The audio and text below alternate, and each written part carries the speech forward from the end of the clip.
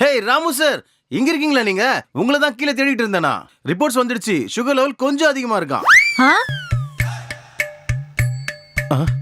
அச்சோ, இவன் கவுத்துட்டானே. டேப்லெட்ஸ் எழுதியிருக்காங்க, நாளைக்கு கொண்டு வந்து தரேன்னா.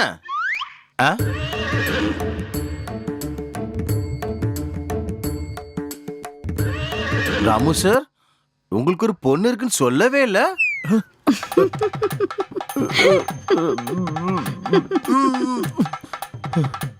ஆனா உங்க ஜாட சுத்தமா இல்லையே சார். சத்தியம், அவ நான் கல்யாணம் பண்ணிக்க போற பொண்ணு பேரு பிரேமலதா. கல்யாணமா உங்களுக்கா?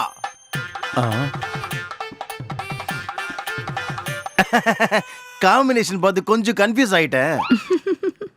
அப்ப கடைசியா உங்க ப்ராப்பர்ட்டிக்கு ப்ரமோஷன் வந்துடுச்சு. Congratulation sir. உங்களுக்கு கூட rest in piece.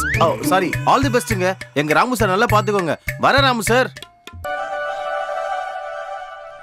All the best Ramu sir. Bye. போய் தொலைடா டேய் முதல்ல.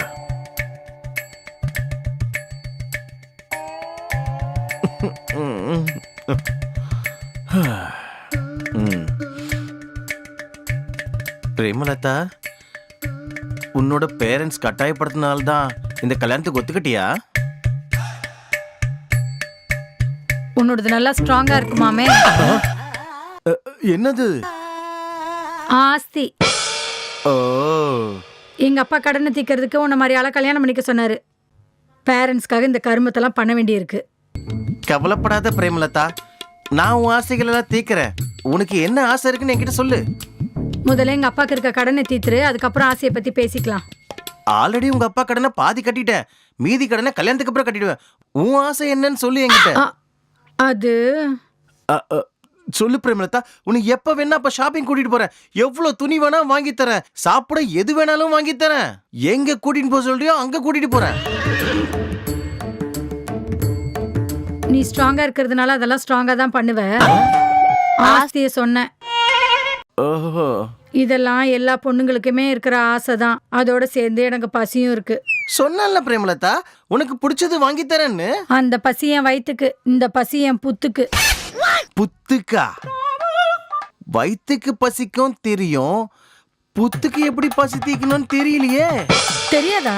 தெரியாது பிரேமலதா, நிஜமா. ஐய, உன்னை கல்யாணம் பண்ணிக்கிட்டா எங்க அப்பா ஆசை தீந்து போயிடும். ஆனா ஏன் ஆசை தீந்து போகாது போல இருக்கே. அப்ப புத்துன்ன இப்ப பொத்துன்ற இந்த மாதிரி வார்த்தைகள்லாம் உன் வாயில வருது. என்னன்னு புரியலையே. எனக்கு ஒரே கன்ஃபியூஷனா இருக்கு பிரேமலதா. ஐய, ஒரு பொம்பளை பசிக்குதுன்னா பிரியாணி வாங்கி தரேன், பேல்பூரி வாங்கி தரேன், போண்டா வாங்கி தரேன், பஜ்ஜி வாங்கி தரேன்னு சொல்ற. இதை வச்சே தெரியுது உன் வயசு என்னன்னு.